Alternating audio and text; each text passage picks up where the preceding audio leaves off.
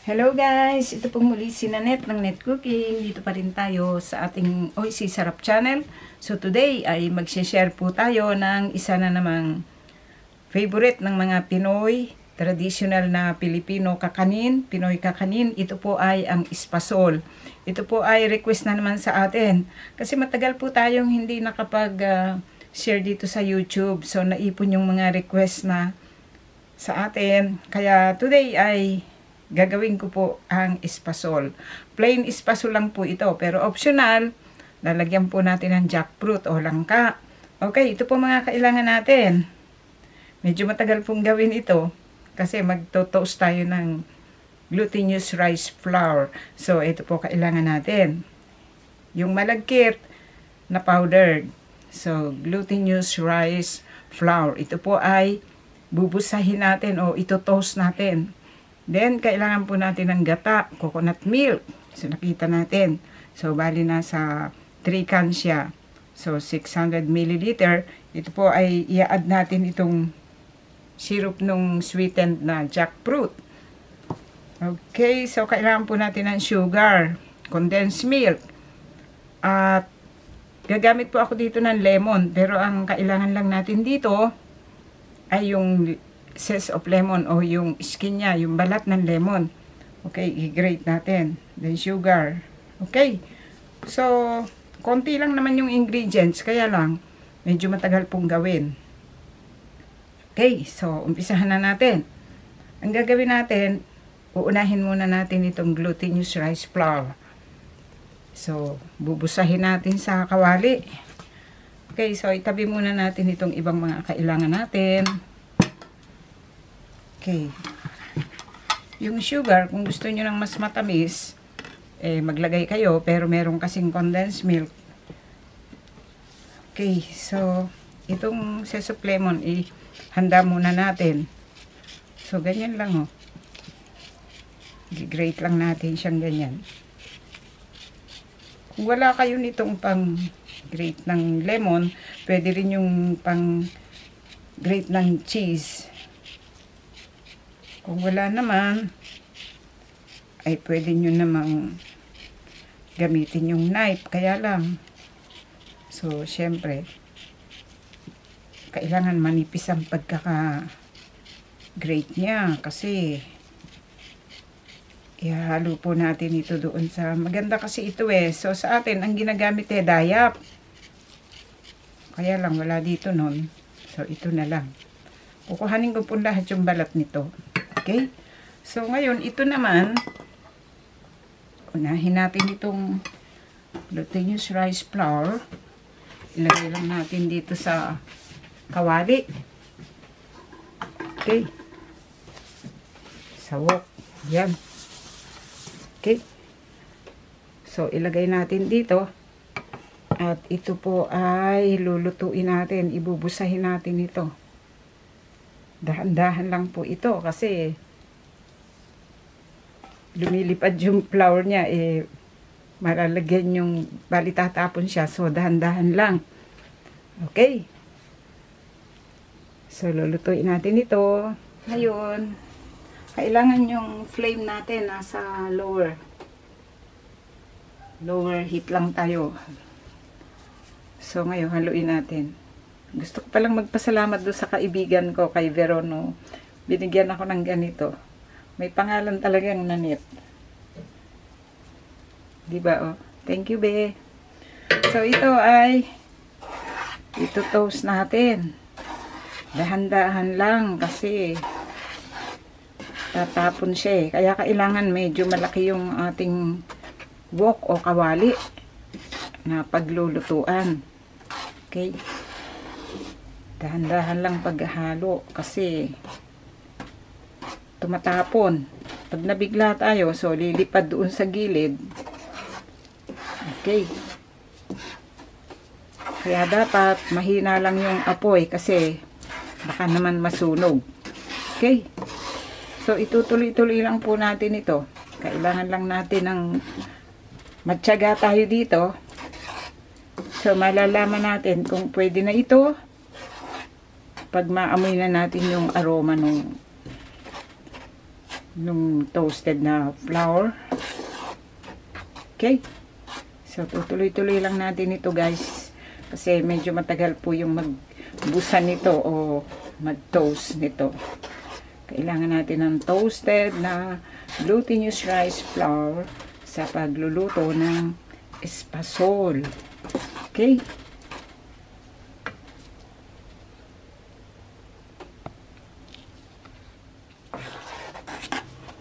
Okay, then ngayon, so halos nasa 20 minutes na natin hinahalo ito. Yan, oh. So, naamoy na natin yung aroma ng toasted na rice flour. So, yan, oh. So, yung heat, hininaan ko lang. So, pati yung kulay niya, medyo light brown na siya. Yan. So, kailangan ingatan natin para hindi masunog.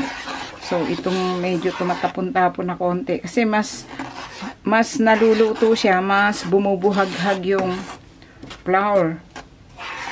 Okay. So, ayan. Palagay ko, okay na po ito. So, gagawin natin. I-turn up na natin yung heat. At hayaan muna natin ito na medyo mag-cool down siya ng konti. Yan, sobrang init nito. Okay. So, okay na po ito guys. Turn up ko na yung heat. Pagkaraan ng halos mag-iisang oras, so, nag-cool down na itong ating toasted rice flour. So, ang gagawin natin, medyo ibinukod natin yung 1 cup. Kasi dito po natin iro-roll yung magagawa nating espasol. Iko-cover natin siya ng toasted rice flour. So, baka kulangin. Lagyan pa natin ng 1 tablespoon. Okay. So, dito, this is for about 5 cups lahat ito. So, itong natira is 4 cups. Okay, dito ay ilalagay po natin itong ating sugar. This is, paghaluin natin itong nag-cool down na toasted rice flour at saka itong sugar. So, kasi, pagka nagpakulo tayo ng gata, ilalagay natin ito. Dati kasi, nilalagay ko lang siya ganun, kahit mainit pa. Pero, kasi medyo mahirap siyang haluin, nagbubuo-buo. Sa bandang huli, okay din naman. Kaya lang, mas maganda yung ganito. Paghaluin natin yung sugar. At saka itong toasted rice flour. Okay. So, itabi natin. Then, dito, pati na rin ito. Tabi muna natin itong ating gagamitin para i-cover yung ating magagawang espasol. Okay. So, meron tayo ditong medyo malaking cooking pan o kawali, wok. So, dito po ay ilalagay natin itong ating gata.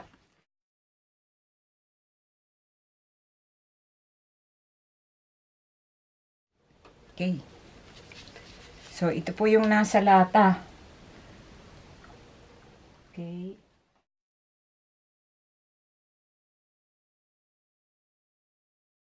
Milliliter.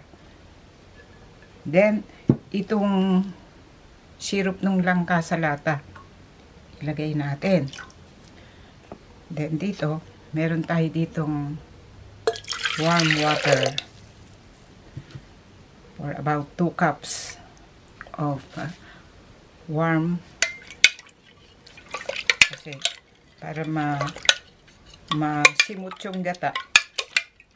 Sayang kasi. So, i-add natin dito. Then, ngayon ito guys, ay lulutuin natin. Papakuluin po natin ito. Okay. So, ito gagamitin ko kasi matibay ito eh. So, magtatagal po tayo ngayon dito pag hinalo natin yung espasol. Okay? Lulutuin po natin ito. Hihintayin natin kumulo. So, kumukulo na itong ating gata. Ang gagawin natin, ilagay po natin itong ating langka na hiniwa natin ng maliliit. Okay.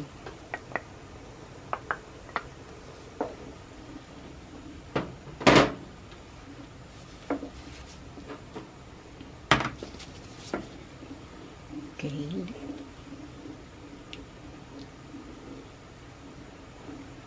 Oops. So, haluin natin kasi para hindi tumaas yung gata. Medium heat lang tayo, guys. Huwag nating lakasan yung apoy. Okay.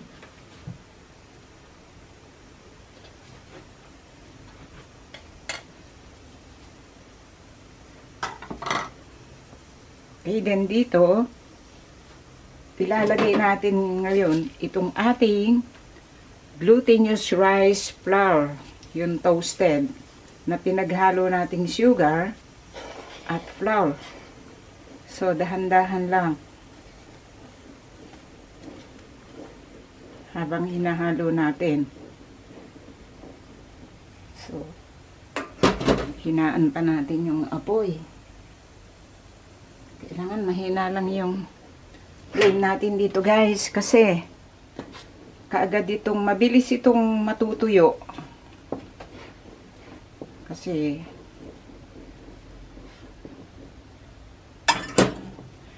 okay, so ang gagawin natin dito, haluin natin mabuti. Huwag nating titigilan.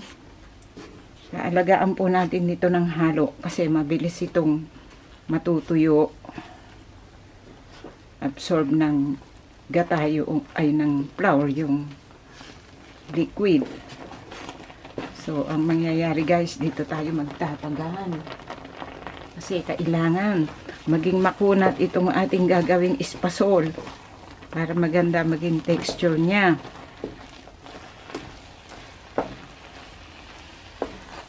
Okay. So, kailangan maabot ng gata lahat yung flour. Okay, so pwede na to. Lalagyan natin ito ng condensed milk. Then, yung ating lemon zest, ilagay na rin natin. Okay. Basta itong isang lemon zest from 1 lemon. Okay. So, pwede na yan. Okay. Haluin natin. Dito tayo ngayon, guys, magtatagal. Kasi kailangan makunat ito. Kaya tapos yung flame natin, kailangan nasa lower heat na lang ako dito. Mahina lang talaga yung apoy para dahan-dahan siya matuto. Ang tagal nito. Yan. Okay. Then, dito, guys, lagay po natin itong condensed milk. Okay. So, ayan.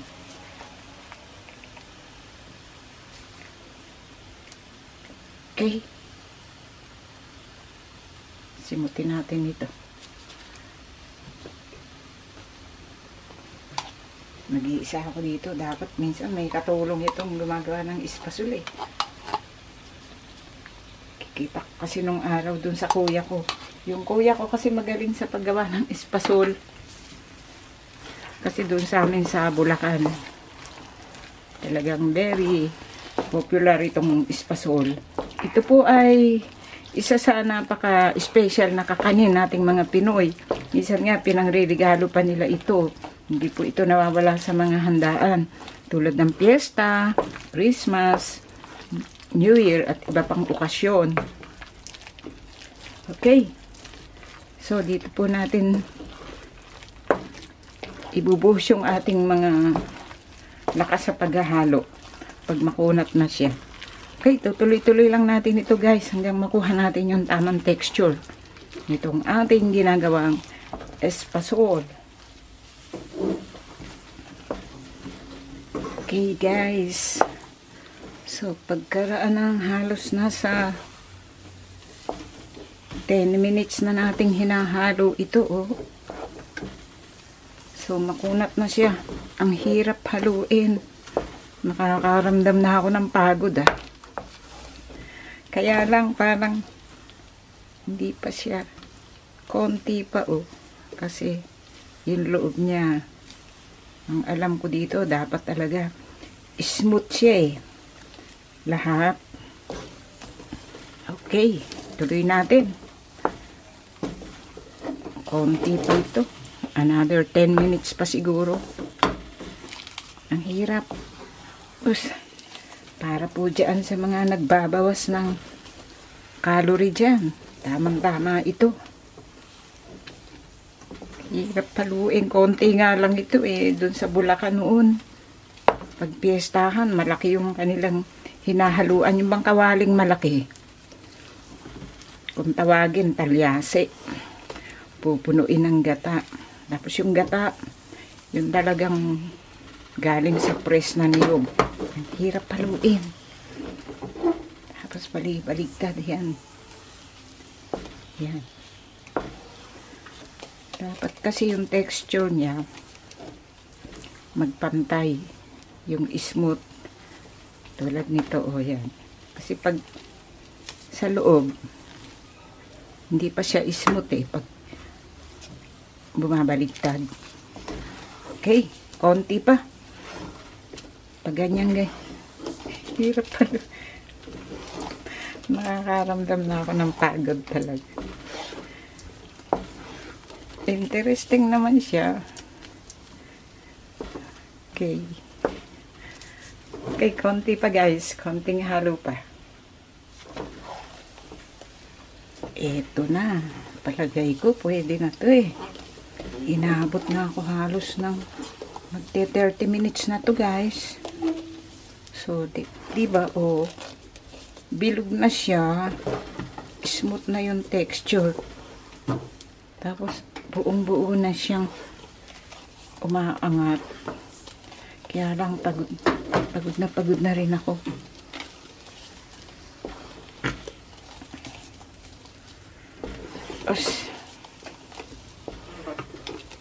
Ganyan. Shout out sa kuya ko, Kuya Efren ko. Okay na ba ito, kuya? O, ikaw ang magaling dito. Tingnan mo, okay na ba to? Andyan yan palagi, nanonood sila. O, palagi ka, okay na to. O, tingnan mo nga. Umaano na siya, o. Hindi na naghihiwa-hiwalay. Bilog na siya. Masarap sigurado itong espasol. Okay. So, palagay ko guys, okay na to.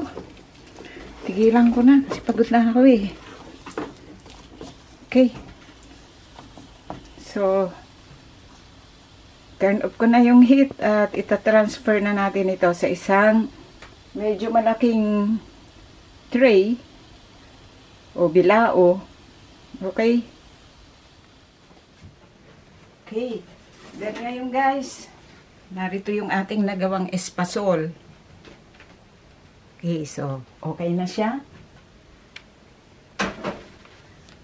Ang gagawin lang natin, dito po natin ilalagay sa isang medyo malaking tray.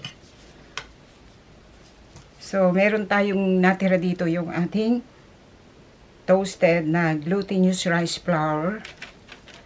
Lagyan natin dito. Okay. So, para nun, hindi siya dumikit. At saka talagang ikino-cover nito yung espasol. Okay. So ito ay niline up ko lang ng parchment paper. Yung iba kasi sa atin, ang nilalagay nila dahon ng saging. Tapos sa malaking bilao nilalagay yung espasol. Okay, so pwede na yan. Kasi ito lalagay natin sa pinakatap. So dito guys, lalagay natin itong espasol. Ang init.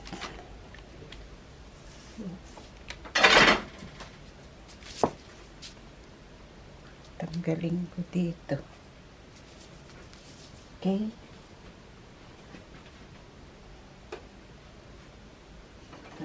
Dito. Gamitin ko nga itong chopstick. Okay.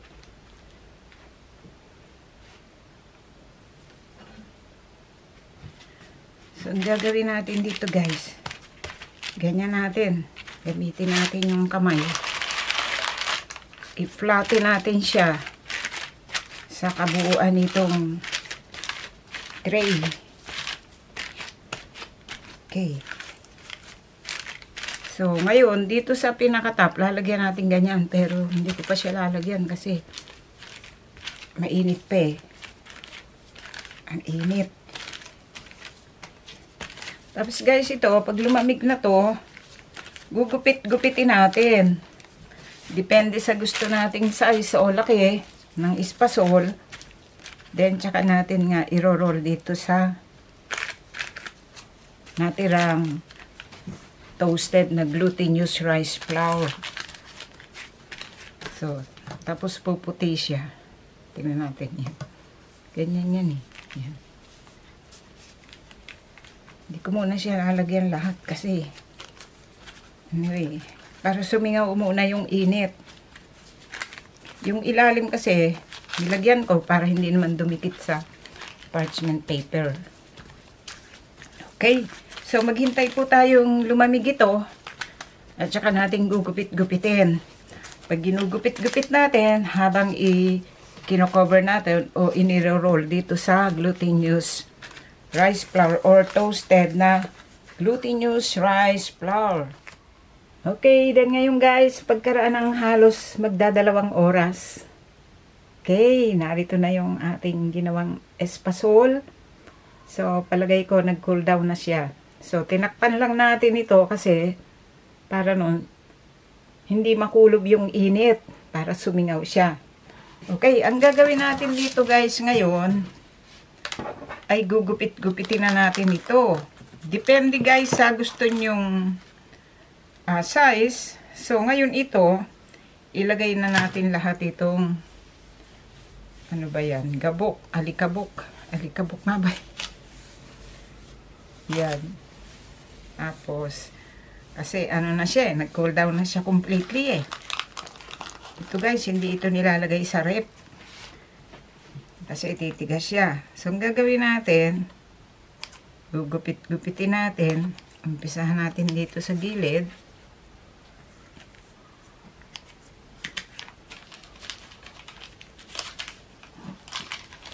Okay. Then, tapos, yung magugupit natin, igaganyan natin ito. So, i-cover natin itong toasted na glutinous rice flour. So, ang gagawin natin ngayon dito, gugupitin natin, depende sa gusto nating laki. So, ganito lang siguro yung size. Kasi, pang ririgalo ko ito sa kaibigan ko. Okay. So, hinintayin ko muna siyang mag-cool down completely. Para nun, tamang-tama yung texture, oh. Diba? So, okay. So, ilalagay natin ito sa lalagyanan, sa isang serving plate or tray. At pwede na po natin itong iserve at kainin. Okay guys, then ngayon, ito po ang kinalabasan sa pagkakagawa po natin dito sa ating espasol na nilagyan po natin ito ng jackfruits. So, ang ginawa natin ay na-cut natin into pieces. Depende po sa gusto nating size. And nilagay lang natin dito sa isang serving tray at pwede na po natin itong iserve at kainin. So, dito may natira tayong toasted na glutinous rice flour. So, ang gagawin natin, lagyan pa natin, i-dust pa natin na ganyan. Okay. So, ayan na siya. Then, ngayon, pwede na po natin itong iserve at kainin. O kaya, ilagay po natin sa isang box At pwede po natin itong ipangregalo sa ating mga kaibigan or kamag-anak. Okay. So, ito po yung texture niya. O, lagay natin dito. Okay. Ayun, no.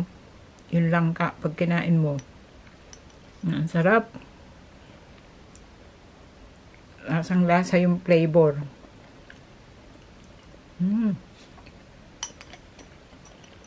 Tamang-tama ito. Hindi ako makasalita.